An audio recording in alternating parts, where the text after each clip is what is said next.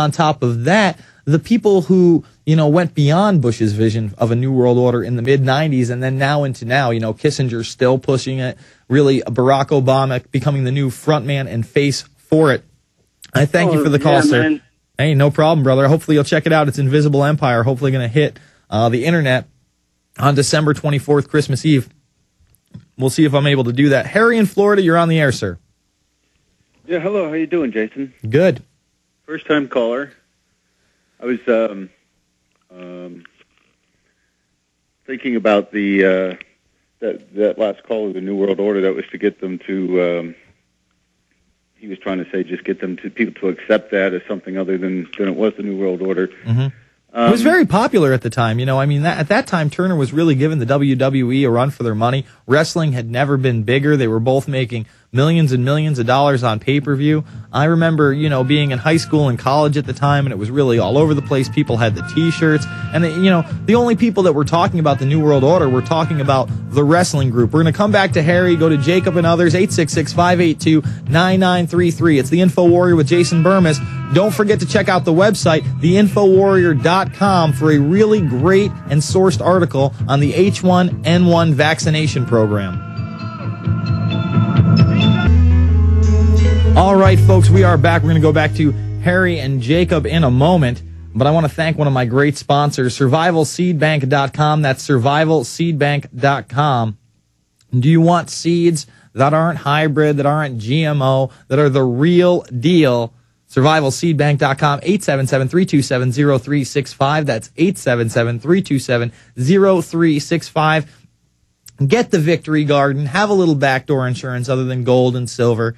Be able to, eat healthy, eat real foods, foods you can trust, foods that you grew yourself. I know it's a novel idea, but it's an idea being promoted by myself and survivalseedbank.com, 877-327-0365. Go check them out. All right, continue, Harry. Yeah, have you read any of Anthony C. Sutton's books? I have not read Sutton's books, but he was big into the Skull and Bones. I have seen some of his stuff. Yeah. He wrote the book of America's Secret Society, Secret Establishment, Introduction to Skull and Bones. Mm-hmm. He wrote 27 books, actually. Mm-hmm. He was a major researcher, real man's man. Mm-hmm. And anybody that looked into his background would find out that he's definitely not a nut. Mm-hmm. And he wrote about the giving technology to the Russians in 1917 because they didn't have any after the Bolshevik Revolution. He wrote about the decades after that as we gave technology to the Russians, and he wrote about giving technology to the Nazis. And then what kind of ruined his career was he was asked to write a book about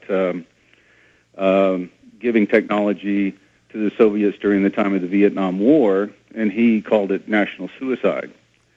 And, they didn't like what he wrote, but one of your previous callers mentioned the two-party system that we have. Mm-hmm. And he explained it really well, that what they use and have used for 150 years in this country, but what they use is thesis, antithesis, brings about change. So when you have an idea and an opposite idea, if you can control the way that it clashes, you can control the change. Mm-hmm. So what they do is they use the two parties like levers, where they kind of get society to start swaying between the two levers, and then when it kind of turns, when they collide the ideas, then they can control the change that comes about in society. Mm-hmm. No, I absolutely agree with you. Whether it be the Hegelian dialectic, problem, reaction, solution. That. Yeah, exactly. Problem, reaction, solution, where they actually create the problem, there's a mass outcry, a huge reaction, and then they give you both solutions, one that appears to be on one side and one that appears to be on the other side, but really what they're trying to do is get somewhere in the middle and make both ideas seem so radical that we have to do something, but obviously we might not have to go full force this way or full force the other way. And this gives the illusion that, there is opposition out there and that there is a choice out there when in fact they have both parties controlled and really the outcome to a certain extent controlled. Exactly. I wish that people would see that that's what they're teaching. You mentioned Hegel. I mean, Hegel's what they're teaching in our classrooms to the students, that the states' rights come before the individual rights instead of teaching constitutionalism. I wanted to get your take on the border fence. Well, I would be all for, here's my deal, okay? I would be all for a fence both on the Mexican and the Canadian side. Now, as to whether or not we're going to deport everybody that's in this country, I don't think that we should do that. I think that what we should really do is first of all, it would create a bunch of jobs to create 2 huge walls that were patrolled by, our border patrol. We could hire a bunch of people for the border patrol. We'd hire a bunch of contractors to do these walls. And people could come into the country legally. It would make it a lot more difficult for illegals to come in. Then what you do is you take. I have a real problem with walls. I have a real problem. I hear that too because the Great Wall of China, obviously, and then the Berlin Wall coming down. Here's my deal. I'm not saying wall off the entire thing. Obviously, you need ports and places where people can drive through. But in the vast amounts of desert where people are crossing over, yes, I think there should be a wall there, but I think that we should also allow the people that have gotten here, that are in this country already. I'm not saying deport everybody. I'm saying let's get them on a fast track to citizenship, okay? Let them go through the process just like everybody else, but my thing is that if we just enforce the laws that we have on the books with regards to immigration, we wouldn't need a wall. And the only reason why I think this wall is being built by the Carlisle group down there in Mexico, and to wall up our borders, to wall up all of our coasts. I disagree a little bit, Harry, but I respect the opinion. I appreciate it. We'll be back after this. It's the Infowarrior. No doubt that if they, do build this wall, there is that level of corruption that may be there, giving these private contracts to, Halliburton and other military-industrial complex companies. But let's flip it.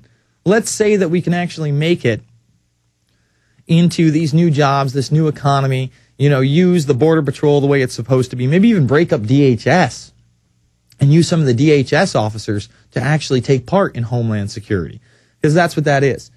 And like I said, give the people that are in this country already a fast track to citizenship. Because I feel like, you're talking about if we actually did enforce the immigration laws the way that they're written, there wouldn't be a problem. But we're not doing that. Look, I now live in a neighborhood where the only people that speak English are me, my landlord, who lives up the road, and his son, who's my next-door neighbor. And that's it. And I'm in a pretty rural area. I'm kind of shocked by it.